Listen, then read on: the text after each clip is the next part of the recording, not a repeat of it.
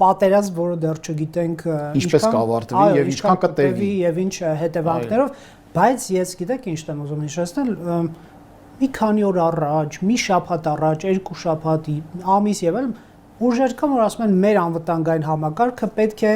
կառուցենք Ռուսաստանի եւ Իրանի աղեղի վրա։ Այդ աղեղ բառն էլ շեշտվում է, հա։ Ինչ աղեղ կա այնտեղ։ Նախ սկսենք այնտեղից։ Ես չեմ շոշափում ճիշտ ասած նման բան, որտեվ գիտեք, չէ, ասեմ,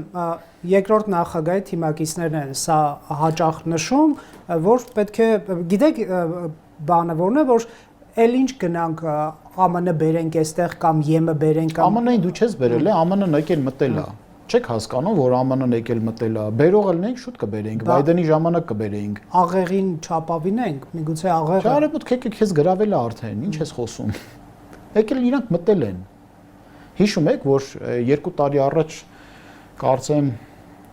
որ ալիքով էր, ես այդ հարցազրույցը մի հատ կգտնեմ, այդ մասը կկտրեմ, կհրապարակեմ, ասեցի շատ լավ կլինի, որ մենք դաշնակցի կարգավիճակով արևմուտքին բերենք, որովհետև այն ժամանակ, երբ որ իրանք մեզ զավթեն, զավթողի կարգավիճակով գան, մեր շահերը կստորադասվեն։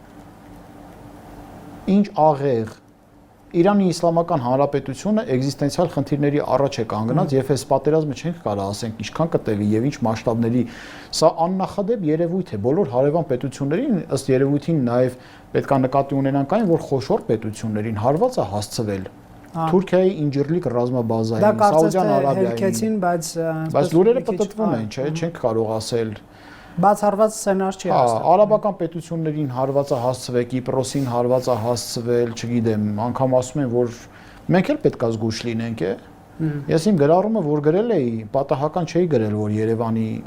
օդային տարածությունը պետք է խստագույնս պաշտպանվի։ Հիմա դուք ռուսական համատեղ հոբ միջոցներ ունենք միջև այսօր, ո՞նց եք պատրաստվում դա անել։